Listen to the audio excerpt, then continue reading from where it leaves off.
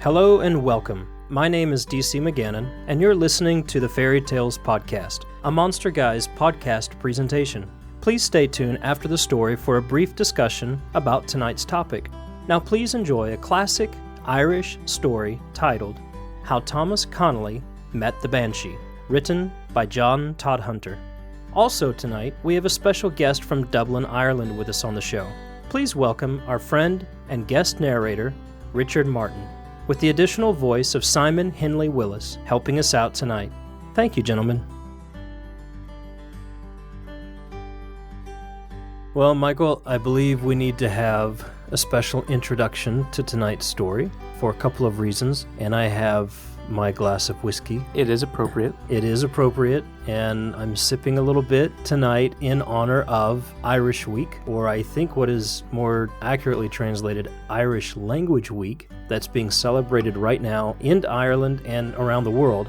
Our story tonight comes straight from the heart of the old country, and it's a very special story. It's a story that we actually tried to narrate and talk about last year, but gave up on it because it's written in that old language and with such thick accent and dialect that we couldn't get it right and do it justice. Yeah, we butchered it. It was bad. So we scrapped it last year and did another story altogether because we wanted to honor the text. However, this year we have a friend of ours from Dublin, Ireland, nonetheless, Richard Martin, who agreed to read this story for us. He actually did some research on the dialect. He did some research, and he's actually from that area that this story takes place. Right, and he's actually got his own story that is steeped in the tradition and the lore in that region that hopefully we'll get to read in the near future. I don't know if we can draw it out of him, but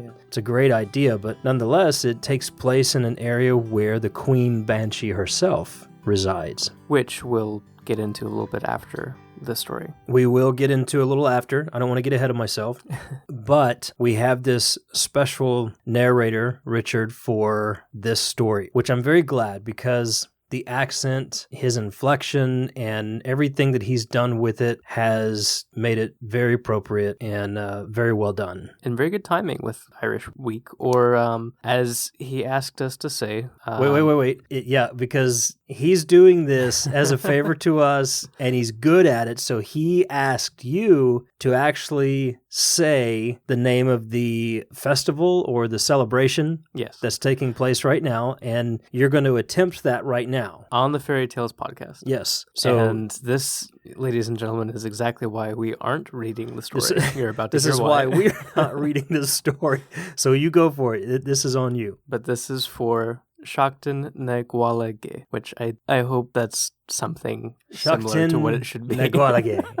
I don't know. I probably did it even worse. We're going to get in trouble with Richard. Richard, you'll have to tell us if that's spot on or horrible or somewhere in between, or if it's not even the same thing. We're going to have to get this down before we go to Ireland, because we don't want to stick out like sore thumbs over there. Any more than we already do. Especially with our namesake. So anyway, it's a very special evening for us. This is a wonderful story. Like I said, we wanted to do this last year, but didn't feel like we could give it a just reading. So now we have a friend who is willing to do that with accent and all. He's done a wonderful job. So here it is, ladies and gentlemen, How Thomas Connelly Met the Banshee.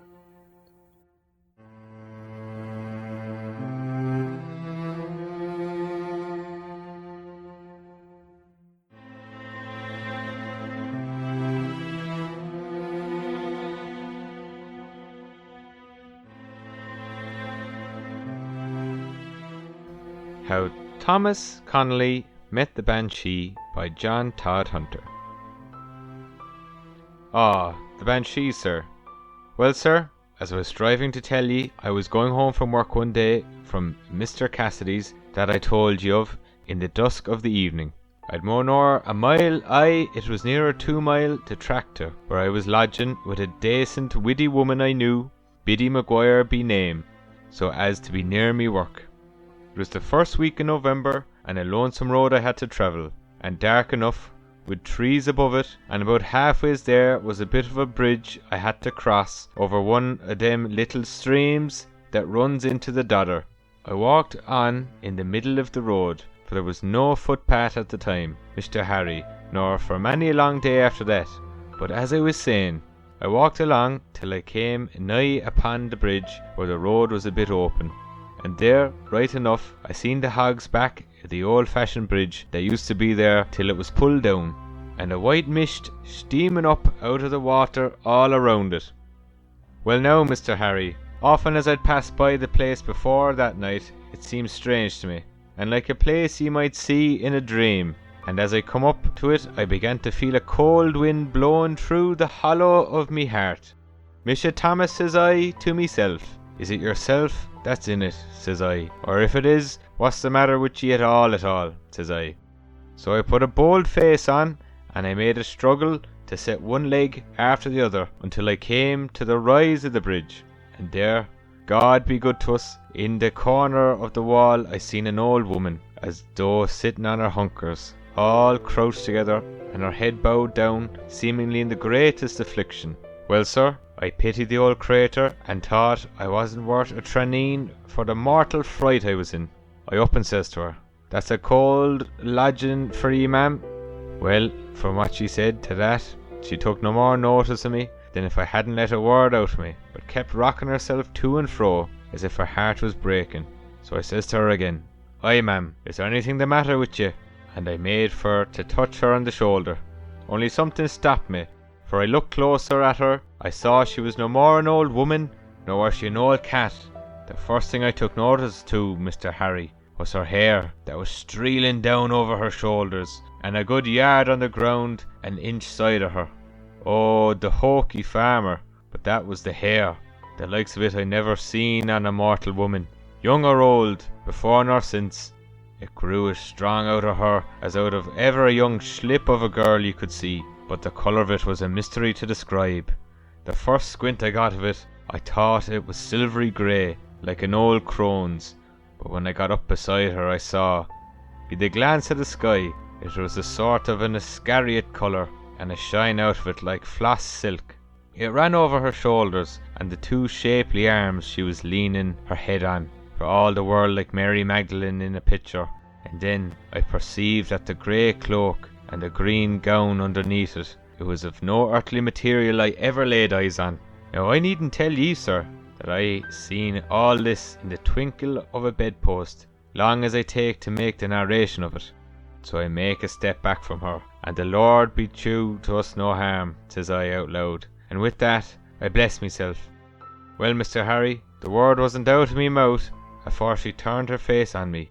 Oh, Mr. Harry, but that was the awfullest apparition ever I seen. The face of her as she looked up at me.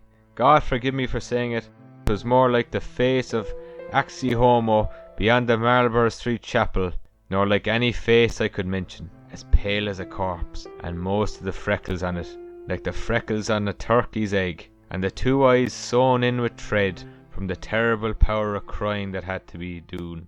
And such a pair of eyes as the ward, Mr. Harry, as blue as two forget-me-nots, and as cold as the moon in a bog-hole of a frosty night, and a dead and a live look in them that sent a cold shiver through the marrow of me bones. Be the mortal, you could ha' wrung a teacup full of cold perspiration out of the hair of me head that minute, so you could. Well, I thought the life you'd have me entirely when she rise up from her hunkers. Till God, she looked mostly as tall as Nelson's pillar, and with the two eyes gazing back at me, and her two arms stretched out before, out straight, and the rise of me hair, this hair on me scalp, till it was as stiff as a hog's bristles in the new hurt broom. Away she glides round the angle of the bridge, and down with her into the stream that ran underneath it. 'Twas then I began to suspect what she was. "Wisha Thomas," says I to myself, says I, and I made a great struggle to get the two legs into a trot, in spite of the spavin of fright the pair of them wore in. And how I brought myself home that same night, the Lord in heaven only knows, for I never could tell. But I must have tumbled getting in the door, and shot in head first, and hit myself in the middle of the floor, when I lay in the dead swoon for mostly an hour, and the first I knew was Mrs. Maguire standing over me with a jug of punch she poured down me throat to bring me back to life, and me head in a pool of cold water she dashed over me in the first fright. "Ah, Mr. Connelly," says she, "what ails ye?" says she, "to put the scare on a lone woman like that?" says she. "Am I in this world or the next?" says I. "Misha, where else would ye be, only here in my kitchen?" says she. "Oh, glory be to God," says I, "but I thought I was in purgatory, or at least not to mention an uglier place," says I. "Only it's too cold I find myself, and not too hot," says I. "Feck, and maybe be more nor halfways there, only for me," says she. "But what's come to you of it all at all? Is it your fetch you seen, Mr. Connelly?" "Ah, never mind," says I. "Never mind what I seen," says I. "So be degrees I began to come to a little, and that's the way I met the Banshee, Mr. Harry." "But how did you know it was really the Banshee after all, Thomas?" "By God, sir, I knew the apparition of her well enough, but 'twas confirmed by a circumstance that occurred the same time.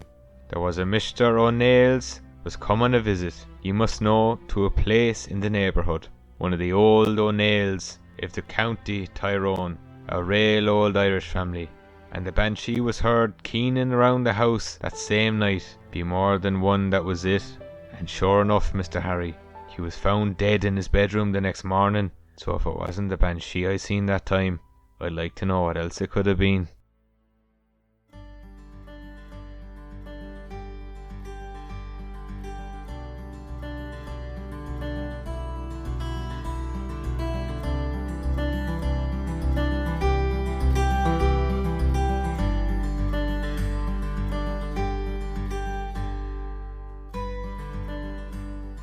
What a fantastic reading. Very exciting to have our friend do that for us here on the Monster Guys podcast, on our Faerie Tales podcast. Thank you so much, Richard. It truly was a privilege to have you read that for us tonight. It really was. And like we said, we wanted to do this episode last year. This is actually a story that I read several years ago as a teenager when I was really getting into folklore in W.B. Yeats's collection Irish Fairy and Folktales, which we've referenced on the show in the earlier season of the Monster Guys podcast. We have. Again, most of his stories are written, normally, as one would say, but this one and a couple of others are written so thickly that I guess as a kid, it didn't sink in that it was written any differently, just because it was so flavorful, and it really stood out as a cool narrative. It reminds me of one of my favorite Lovecraft stories, Pickman's Model, because the action is something that already happened, and that usually would sound boring because it's not happening right then and now, but it's something that you look back upon, and the narrator is excited by the fantastic details that they're reliving in their mind. Yeah. Let me back up just a moment, because I do want to share that our guest narrator and our friend Richard from Ireland has his own podcast. I wanted to be sure to mention that. He's known online as The Fear Merchant. Yes. And he has a podcast called The Bazaar Cast, Bazaar. You can find it on iTunes. You can find it on SoundCloud. Just type in The Fear Merchant. Look him up on Twitter and all that good stuff. He's got a show where he interviews horror writers, directors, filmmakers, all kinds of stuff. We were on his show earlier this month. He's going to be on another one of our shows in the very near future, but I do want to share that with people so you can go get more of Richard and his wonderful accent. Yeah, because he's a lot of fun, and he's really become a good friend here in the last few weeks to the Monster Guys. So yeah, go check out his show. We'll put some links in the show notes so you can easily find him, and again, you'll get to meet Richard a little bit more in depth personally in just another couple of weeks here on the Monster Guys podcast. So be looking out for that. But this story is just a wonderful classic tale from the heart of Ireland. Actually, you and Richard had been talking about some points about the story and its location and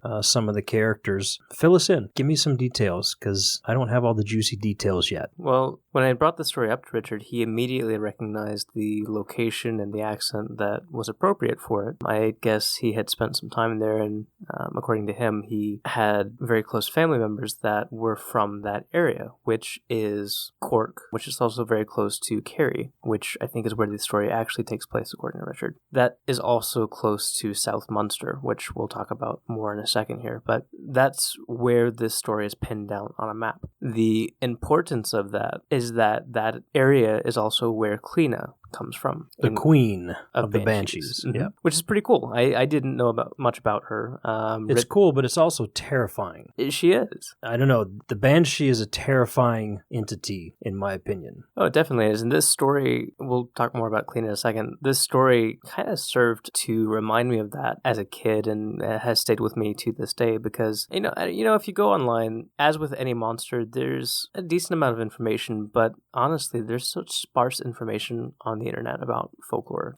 Most of the time, if you read about a banshee, it's just, you know, talking about the washerwoman or the omen that she brings of death, and it doesn't really describe her very well. Yeah. This story shows a very creepy and unsettling figure, and one that seems to shapeshift before Thomas Connolly's eyes. Which is not a common characteristic of the Banshee. On any really superficial search or study, I mean, you've got to go deep to find some of that. Right. So the Banshee has always been very fascinating to both of us, I think, and has always held an air of mystery as far as what they're actually capable of. Yeah. Kleena is a figure that I didn't know much about, and Richard kind of turned me on to her more, and she is actually pretty scary. Not just because she's a queen of the Banshees, but she's considered a queen of that particular area of fairies. She seems to have started out as a normal human kid, quickly rose to power, quickly learned arts that were, let's say, not of a light nature. Yeah. There are rumors that in her castle, which you can historically find, she organized and held gatherings of fairies in her underground chambers. For very dark purposes. Right. I think one of the more famous stories of her is that she, with her power, was to be married to a certain person, and her fiancé instead fell in love with her sister. There was a bit of an affair that went on, and she found out about it, and out of jealousy, she struck her sister with her magical wand. Let's just say, folks, you do not want to cross a Banshee in her relationships. Right. Well, what she did was she turned her sister into a white cat. Into a cat, yeah. And as legend goes, you can still find that white cat specter that haunts the throne there in that part of the country, which is kind of spooky. Yeah, it is. And if anybody has captured any visuals on that, we'd love to see it. Yeah. But don't get too close to get yourself in harm's way. Well, you know, it reminded me of the white cat in The Secret of Kells, but I don't think it's the same one because it's a completely different cat. But it gave me that visual because of how spooky that cat is sometimes too. Right. So anyways, Kleena comes from this area, and it makes you wonder if this is just one of her underlings, if you will, or if this was Kleena herself. Because Kleena was known to, I can't remember what family she's ascribed to, but, you know, each banshee is ascribed to a certain family. Right. There are some families that have other death omens, as W.B. Yeats calls them. You know, the Doulahan is said to go after certain people, or he's said to appear for certain families. You also have the Black Coach, which is for certain families. W.B. Yeats even goes so far as to say that for one family, the only omen that they got was a crack of the whip. And it was just kind of an interesting point. He actually, just as a rabbit trail here, he actually says that the whole story of the Doulahan somewhat comes from the old Norwegian tradition of cutting off the heads of their corpses, so that when the ghost comes out, they're feebled because they don't have their heads. Yeah, they're weakened. And I'm not going to disagree with W.B. Yeats, but at the same time, I feel like there's more to the Doulahan. So, but yet you are going to disagree with this. I think the Doulahan is a very complex long-standing scholar in folklore. We'll get more to that in a future episode. Ladies and gentlemen, Michael is staking his claim in the world of folklore by standing up to Mr. Yeats. There's a section on the Doulahan that I've been researching in my personal time that has to do with the Black God of Ireland. And when I have some more substantial evidence for my claims, we'll get there. Yeah, we're going to do an episode on the Black God of Ireland in the future. It is a fascinating topic. We touched on it only briefly, I think, last year on our episode about the Doulahan. Yeah. But we need to go more in depth on that. It's creepy and fascinating, enthralling altogether. So anyways, rabbit trail aside, this story... Rabbit trail aside, Michael wanted a rabbit trail so he could disagree with one of the world's foremost folklorists. There you go, ladies and gentlemen. I don't think I would go out of my way to to disagree with that guy. Yeats was a treasure trove of information for me growing up. Definitely. So that's definitely a scholar that I have a lot of respect for. But no, this story packs quite a punch. It's very short, and it doesn't seem to have that much information or that many things going on. But it really does. It does. It is creepy, so it does pack that punch. But it seems like a guy just walks into a banshee and that's it. But there's actually quite a bit that is going on in this area behind the scenes, and it kind of makes you wonder what all actually happened in that area. Again, was this cleanup? Was this somebody? It talks about how a couple days later there's a guy that dies after this guy sees the banshee. Why was it him that ran into the banshee? Was she supposed to run into him, or was she supposed to run into somebody else, or what? Yeah, it kind of reminds me of the story we did about the horned women. That story was just packed with all kinds of details that if you just read it, skim through it, or upon first reading, you don't get it all. But if you go back and read it again and again, you start to find there's a rich tapestry of information and detail and lore that's just kind of weaving its way through those words, and you really have to go dig it out. This is another one of those stories that does that. You bring up a good point, because Yeats also talks about like a vulture type spirit that comes and lands on the dying brother of a man named McManus, who's a popular figure in that year. Mm-hmm. And he talks about how there was another author that used that anecdote in a story of his own. So I don't know. This was written by John Todhunter, who was a Irish playwright and poet, and I kind of want to figure out when he wrote this story and see if there were any deaths in that area that were notable, as banshees were known to come to notable families. Would be an interesting point of discussion, but maybe over another glass of whiskey. Yeah, you finished yours. In Irish week next year. Well, folks, we do hope you've enjoyed this story, and thank you so much again to Richard Martin, the Fear Merchant of the Bazaar Cast. Look him up. Thank you so much for narrating this story this week. It's been a real privilege. As always, you can find us at themonsterguys.com. You can also find us on Twitter, Facebook, Instagram. Just look us up at The Monster Guys. We do appreciate the opportunity to share these stories with you each and every week. And if you would, please take a moment and go give us a positive review on iTunes. It really helps. It helps us to get noticed and for people to find out more about the fun that we're having here. Thanks again for hanging out with us. We will see you again next week for another episode of the Monster Guys podcast. Until then, may the celebration continue in Ireland and around the world for Irish Week. And for those of you that'll be celebrating St. Paddy's Day this week, all the best to you. Be safe. And I'm just going to raise my empty glass because I have devoured it and say for Ireland and for all of our listeners. I guess I'll go ahead and raise my non-existent glass. Here's to you. Thanks for hanging out with us. Good night. Good night.